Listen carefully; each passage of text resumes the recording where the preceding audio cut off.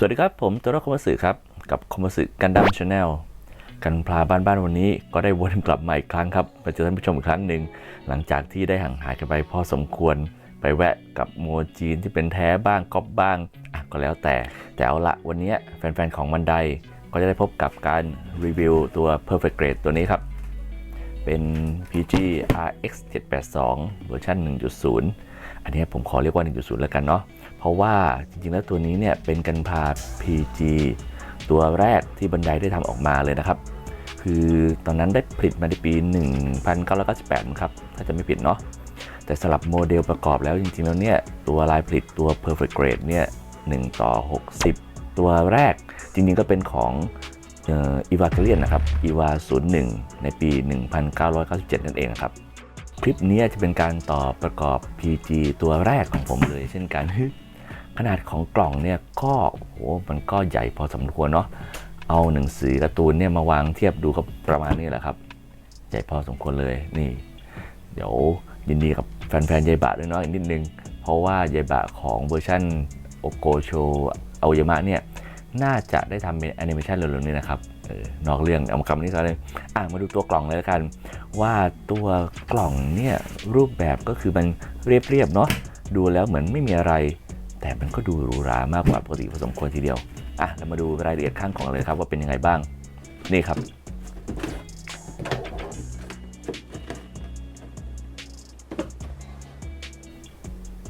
ข้างกล่องนี้ก็จะมีบอกในสิ่งที่ MG และ RG ไม่มีก็คือจะบอกถึงรายละเอียดของที่มากับของข้างในกล่องเนี่ยครับว่าเป็นยังไงอย่างเช่นเนี่ยครับบอกว่าเป็น RX 782เป็นโมเดลประกอบเนาะมีความสูงประมาณ306มิลลิเมตรความกว้าง134มิลลิเมตรความหนาประมาณ111มิลลิเมตรส่วนน้ำหนักประมาณ441กรัมพอเราติดตั้งอุปกรณ์ต่างๆแล้วก็อยู่ประมาณ513กรัมนะครับมีจำนวนแผงทั้งหมด23แผงชิ้นส่วนทั้งหมดแยกออกแล้ว626ชิ้นอุปกรณ์ต่างๆเช่นมี LED 1ตัวสปริง2ชิ้นมีสกรูซึ่งสกรูก็จะมีแบบ3แบบเนาะแตกต่างกันไปแต่ละแบบก็จะมีกี่ชิ้นมีสแปร์เท่าไหร่ก็ว่ากันไปอย่างเช่นตัวนี้ครับอยู่ขนาด 2x8 เนาะมีทั้งหมด14ชิ้นแล้วก็สแปร์1ชิ้นนี่บอกกันละเอียดขนาดนี้ทีเดียวมีโล่มีบีมไรเฟิลบีมเซเบอร์แล้วก็ยังบอกด้วยว่ามีจอยเนี่ยทั้งหมดกี่จอยคือตัวแฮชที่เปิดปิดได้เนี่ยก็มีประมาณสัก29แฮชเนาะมีแดมเปอร์อีก14จุดโอ้โหบอกเพียบเลยแล้วก็มีคู่มืออีก2เล่มโอ้แค่กล่องยังขนาดนี้เดี๋ยวข้างในจะขนาดไหนเราไปเปิดกล่อง2แพ็คเลยครับมาดูเลยครับ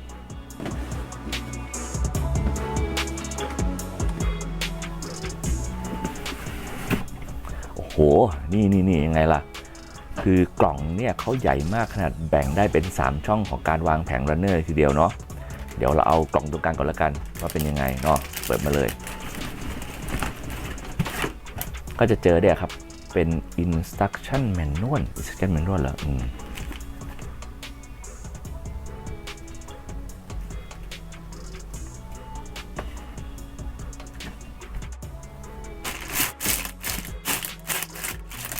แล้วก็จะมีแผงโครงในมีชิ้นใส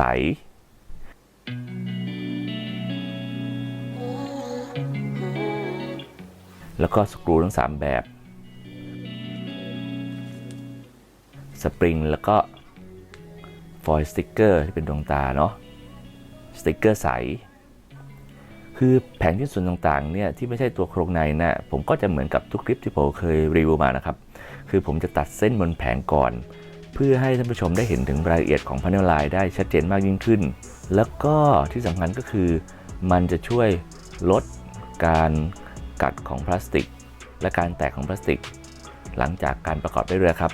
ถามว่าทำไมเดี๋ยวคลิปหลังถ้ามีเวลาผมจะ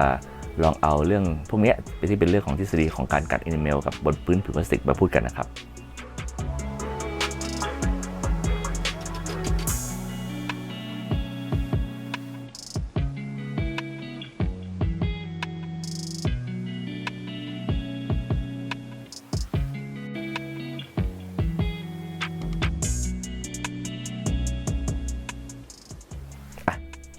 ต่อไปก็จะเป็น construction manual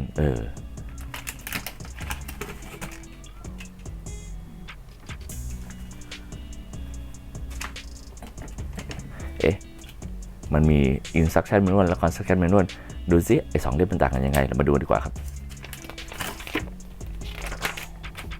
instruction manual ก็คือจะบรรจุข้อมูลทางเทคนิคต่างๆของ PG ตัวนี้ไว้คือนอกจากจะบอกเรื่องของ hatch ต่างๆที่เปิดปิดได้แล้วเนี่ยบอกโครงสร้างอาวุธแล้วก็อุปกรณ์ต่างๆของ PG ตัวนี้เนี่ยก็ยังมีข้อมูลรายละเอียดที่จะอ้างถึงการทำงานและกลไกของ RS-782 อีกด้วยนะครับไม่ว่าจะเป็นในส่วนของ backpack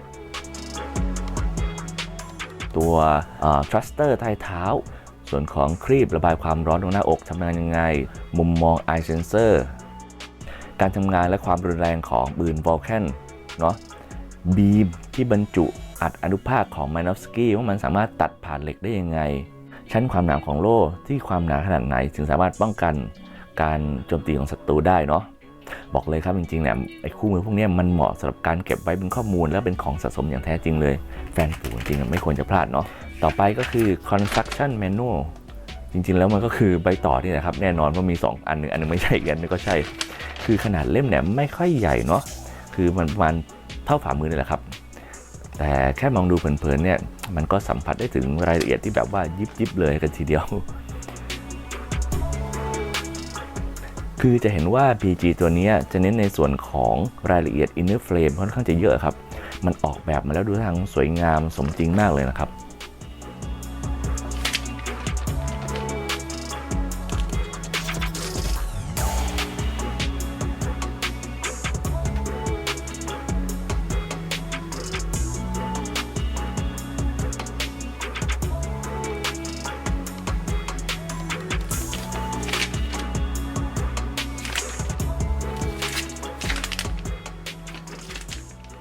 ทำให้ผมเนี่ยต้องคิดว่าผมควรจะเพิ่มรายละเอียดให้กับโครงในให้เห็นเด่นชัดขึ้นมากกว่านี้ครับ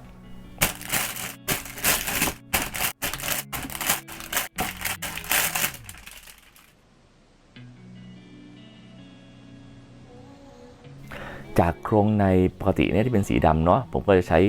วิธีการทำ dry brush on ของผมนี่แหละใน Commerce Tips ใครชื่นชอบก็สามารถลองกดไลค์คลิปนี้ก่อนแล้วก็เลื่อนไปดูตรงทิปที่ผมทำไว้ท้ายคลิปนะครับเป็น Commerce Tip เกี่ยวกับตัวการทำรายละเอียดโครงในตัวนี้นะครับ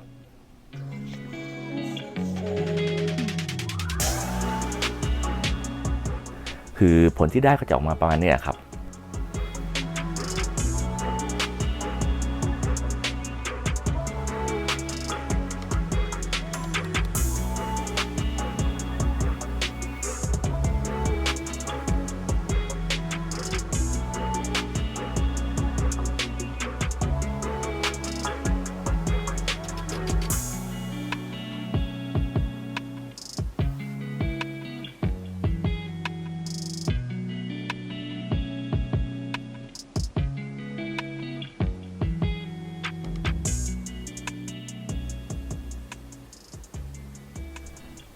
นี่แผง PC เห็นแล้วเป็นไงครับขนลุกเลย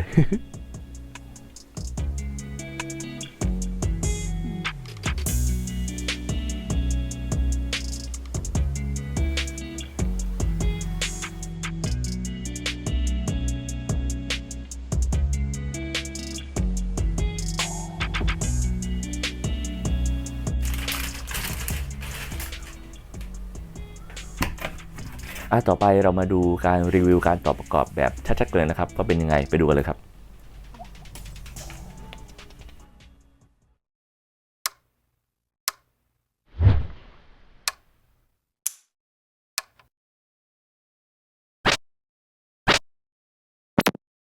Let's build.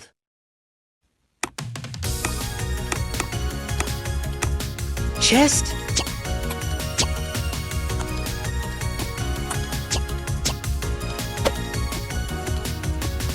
Would you even be with me if it's so out of your way? Would you spend your time with me, building a life every day? I could be everything you wanted, I don't mind, no. Is it worth it? I want you to tell me every time. The water's cold, I wish I'd known this road isn't the easiest. I wanna know what Next. you told Waste. We could be easily anywhere in the world this time. We could be anything we ever wanted. 'Cause why would we even not wanna even Oh no, try? they're shoulder units. Sorry. This world is everything we wanted. Why would we even Okay. not wanna Next. even try? When I could be Backpack. everything you wanted.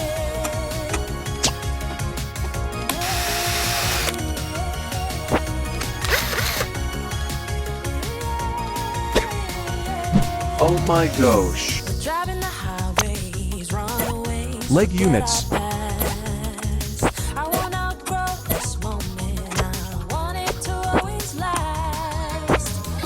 I don't mind. This is the life I wanted. I wanna know.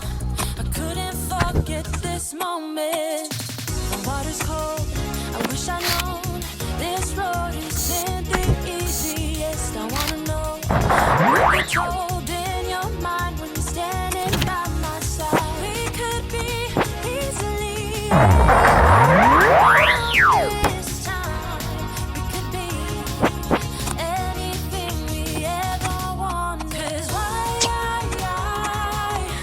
would we even not wanna Awesome. even try? When this world is everything we wanted. Why would we even not wanna even try? Almost done. Be everything you wanted. Arm units. Everything you wanted. 'Cause why would we even not wanna even try? When this world is everything we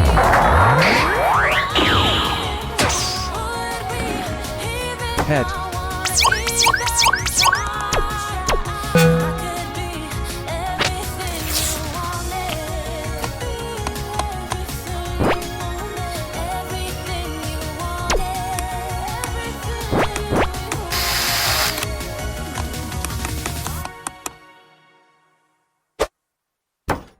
Core fighter.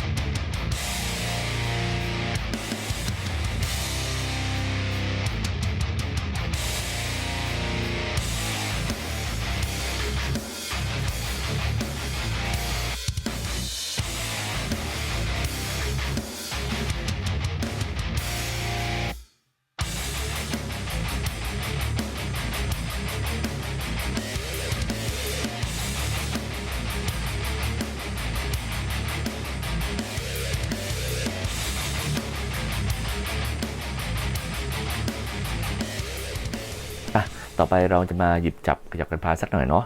คือคำถามที่ผมมักจะพบบ่อยแต่ยังหาคำตอบไม่ได้ก็คือเขามักจะพูดว่า PG เนี่ยมันต่างกับ MG ยังไงหรือมันแค่ MG ขยายส่วนคลิปนี้ก็จะเป็นคำตอบได้ดีเลยครับว่า10 ปากว่าไม่เท่าตาเห็นเนาะ10 ตาเห็นไม่เท่ากับเอามือคลำสิ่งที่ได้จากการต่อ PG ตัวนี้ก็คือประสบการณ์ที่คุณไม่สามารถหาได้ใน MG เลยครับไม่ว่าจะเป็นการใส่ไฟ LED การยึดชิ้นส่วนบางชิ้นส่วนด้วยสกรูการต่อรายละเอียดของโครงในและการติดตั้งแคชเพื่อให้สามารถเปิดปิดได้เนาะและมีชิ้นส่วนบางชิ้นเนี่ยที่มันมีจุดขยับและมีกลไกที่เหนือกว่า MG ค่อนข้างจะเด่นชัดเลยครับอันนี้ผมยืนยันเลยนะเพราะผมเนี่ยมาเปิดกล่องตัว PG RX 782ตัวนี้เป็นตัวแรกของผมเลยแหละมีความรู้สึกว่ามันเปิดโลกของการพาได้ขึ้นอีกระดับเลยทีเดียวครับใครยังไม่เคยลองต่อ PG เนี่ยผมบอกเลยตัวนี้ราคาของ PG ตัวนี้มันก็ไม่ได้สูงมากจนแบบว่าไม่สามารถจับต้องได้เนาะแต่ถ้าจะให้บอกว่ามันคุ้มค่าหรือไม่เราลองมาฟังข้อเสียตรงนี้ก่อนแล้วกันนะครับว่าเป็นยังไงข้อเสียของ PG RX แบบ 2 ตัวเวอร์ชัน 1.0 ที่ผมว่าเนี่ยก็คือเนื่องจากตัวนี้มันเป็น PG ตัวแรกของลายผลิตตัวนี้ดังนั้นข้อเสียที่เกิดขึ้นเนี่ยส่วนตัวของผมเองนะผมมองว่าในฐานะของคนที่ชอบเล่นกันพลาแล้วก็ชอบโพสต์คือทำแอคชั่นโพสต์ท่าต่างๆเนี่ยถือว่ามันมีข้อเสียเยอะพอสมควรนะครับเราจะข้ามเรื่องของดีเทลของรายละเอียดภายนอกของกันพลาตัวนี้ไปเลยเนาะเช่นตัวพาเนลไลน์อะไรอย่างเงี้ยผมมองว่าถึงตัวนี้มันจะมีรายละเอียดมันจะน้อยแต่ผมก็ยกให้เป็นเรื่องของความคลาสสิกไปเนาะมันสวยในแบบของมันนะครับเหมือนกับแอนิเมะอยู่แล้วเนาะดังนั้นแหละเราก็ข้ามไปเลยเรื่องนี้แต่สำหรับจุดขยับ PC อย่างเห็นได้ชัดเลยคือมันมี PC แทบทุกจุดขยับเลยรวมทั้งการเปิดปิดแฮชทุกจุดด้วยทำให้มันไม่สามารถรองรับน้ำหนักขนาด1:60ได้เลยครับมันหลวมไปทุกจุดเลยไม่ว่าจะเป็นจุดขยับแขนขยับขาข้อเท้าต่างๆเนี่ยคือนอกจากที่มันจะมีองศาในการขยับน้อยแล้วเนี่ยยังมีความฝืดที่น้อยมากหลุดค่อนข้างง่ายแบบว่าคือเวลาจัดท่าที่เดี๋ยวมันหงุดหงิดกันพอสมควรเลยเนาะการเปิดปิดแฮชเนี่ยต้องใช้ความพยายามค่อนข้างสูงเลยนะครับลำตัวค่อนข้างจะพูดว่าค่อนข้างจะต้องพูดว่าลำตัวแข็งเลยแหละมันไม่สามารถที่จะก้มตัวลงได้เลยดังนั้นเรื่องโพสท่ามันก็จะมีข้อจำกัดค่อนข้างสูงนะครับสำหรับอาวุธสามารถติดตั้งได้ปกติเลยเนาะมันไม่หลวมแต่มันก็ไม่ได้แน่นมากครับซึ่งดังนั้นเนี่ยผมว่าการโพสท่าที่เหมาะสมและปลอดภัยสำหรับ PG นี้ก็คือการยืนเฉยๆก็เท่นะครับ สำหรับผมเนี่ยการโพสท่าก่อนที่จะเข้าตู้เนี่ยผมตัดสินใจละว่ายังไงซะจะต้องเป็นการโพสท่าที่โชว์โครงในแน่นอนนะครับหลายคนอาจจะมองว่าเอ๊ะทำไมไม่เปลี่ยนสติกเกอร์ใสเป็นดีแคลน้ำจะได้ดูเนียบยิ่งขึ้นตัวผมเองเนี่ยผมมองว่าพอติดสติกเกอร์ใสลงไปแล้วเนี่ยมันทำให้ยิ่งดูเป็นกันพลาที่คลาสสิกมากขึ้นแบบว่า old fashion style ผมว่ามันดีเลยเนาะผมว่าผมเองเนี่ยก็เริ่มชักจะติดใจ PG ขึ้นมาแล้วสิครับ ครับเป็นยังไงบ้างครับสำหรับคลิปรีวิวของผมคลิปนี้ RX 782 1:60 เป็น perfect grade เนาะเวอร์ชัน 1.0 คือคลิปนี้เนี่ยผมเองคิดว่าน่าจะทำให้ใครหลายๆคนเนี่ยที่แบบว่ายังลังเลอยู่ว่าเอ๊ะเราจะย้ายจาก RG หรือ MG มาเป็น perfect grade ดีหรือเปล่าตัวนี้ผมบอกเลยว่ามันต่อไม่ยากเลยเนาะต่อตามคู่มือยังไงก็ต่อได้คู่มือแบบว่ามันค่อนข้างจะละเอียดครับถึงแม้ว่ามันจะมีหลายขั้นตอนก็ตามเนาะคือการต่อมาแล้วเนี่ยผมมั่นใจว่าคุณจะได้ประสบการณ์มากกว่าการต่อ RG หรือ MG แน่นอนแล้วเป็นประสบการณ์ที่ใหม่ๆที่เราไม่เคยเจอในตัวอื่นอีกด้วยเนาะถ้าเราลองย้ายเป็นตัว perfect grade ดูถึงแม้ว่าต่อออกมาแล้วตัวนี้เนี่ยมันจะมีจุดขยับหรือข้อต่อหรือการรับน้ำหนักที่ค่อนข้างที่จะยังไม่ค่อยดีเนาะยังไม่สมบูรณ์ถือว่าเป็นข้อด้อยอยู่ก็ตามแต่ว่าบอกเลยว่าถ้าขี้เกียจจริงๆนะต่อเสร็จเนี่ยยืนเฉยๆผมว่ามันเท่แน่นอนสำหรับผมเนี่ยผมใช้เนี่ยท่านั่งลืมบอกไปอีกอันนึงก็คือตัวแฮชที่แบบตรงหน้าอกตรงเนี้ยครับคือผมลืมโชว์ในตอนทำคลิปรีวิวไปซึ่งผมเองมองว่าแฮชเนี่ยมันค่อนข้างจะเด่นมากเลยแล้วก็พอมันเปิดเนี่ยมันทำให้ PG ตัวนี้ดูแบบดูหล่อดูเท่ขึ้นกว่าปกติเยอะเลยนะครับอันนี้จริงไม่น่าลืมเลยผมเองเพิ่งมานึกออกตอนจัดท่าที่จะเก็บใส่เข้าตู้เลยนะครับผมเลือกท่านี้เป็นท่านั่งเนาะท่านั่งมันบางคนอาจจะให้มันประหยัดพื้นที่หรือเปล่าหรืออะไรเงี้ยจริงๆเนี่ยผมเองอยากได้ท่านั่งบ้างเฉยๆเท่านั้นเองแต่สำหรับท่ายืนผมก็มีตัวในใจผมอยู่แล้วก็คือในคลิป ถัดไปอีก2คลิปเนาะทั้ง2คลิปเลยก็คือ2ตัวเนี้ครับเป็นโอ้โอ้โอ้โอ้โอ้ป๊าบนี่ครับผมคลิปหน้าก็จะเป็นตัวนี้ครับ PGU เนาะ Perfect Grade Unreached ของบันไดตัวต่อไปเนาะและตัวหลังจากนี้ก็จะมีอีกป๊อปอุ้ย มันแคบมากเลยหรือว่ากล่องมันใหญ่เนี่ยคือบอกว่าผมก็ค่อนข้างจะติดใจ PG เนาะพอลองได้ต่อสักตัวหนึ่งก็อยากรู้ว่า PG ใหม่ๆอย่างตัว Unreached เนี่ยมันจะต่างกับ 1.0 ยังไงแล้วก็ตัวนี้มันก็จะต่างกับ PGU ของบันไดยังไงตัวนี้ก็คือ1:60เนาะเป็นของดาบันเป็น PGU เหมือนกันแต่ผมเนี่ยให้ชื่อว่าเป็นPirate Grade แล้วกัน Pirate Grade Unreached เนาะว่าเป็นของก๊อปเนาะของดาบันดูซิว่าเวลาเทียบกันแล้วเนี่ยไม่ว่าจะเป็นเริ่มจากกล่องเลยคู่มือวัสดุแผงหรืออุปกรณ์ต่างๆรวมไปถึงวิธีการต่อประกอบว่ามันมีความยากง่ายแตกต่างกันยังไงข้อดีข้อเสียต่างกันยังไงเนาะคือเอาง่ายๆคือตัวเนี้ยก็ปาไป2 เดือนกว่าแล้วกว่าจะครบ3 กล่องเนี่ยน่าจะหมดสิ้นปีพอดียังไงก็ให้กำลังใจผมด้วยแล้วกันเนาะกดไลค์ Subscribe สั่นกระดิ่ง Ring Bell All ให้กับคอมมิวสิกกันดั้มเลยแล้วกันแล้วคลิปหน้าเรามาเจอกันอีกไม่แน่ใจว่าอีกนานเท่าไหร่แต่ น่าจะไม่นานเกินรอเนาะยังไงก่อนหน้านี้ผมก็จะมีช่วงคลิปเป็นคอมมิวสิกทิปมาขั้นรายการบ้างเนาะเดี๋ยวมาดูกันแล้วกันเพราะว่าผมเพิ่งใช้ตัวครีมที่มาจากของจีนนะครับที่คนพูดถึงกันบ่อยๆคือ Retool ดูที่ไอ้ Retool ตัวเนี้ยมันมาจากจีนยังไงความคมมันได้หรือเปล่าและมันคุ้มค่าหรือเปล่ายังไงติดตามชมนะครับคลิปหน้าครับคอมมิวสิกกันดั้มวันนี้ผมโจโร่คอมมิวสิกสวัสดีครับ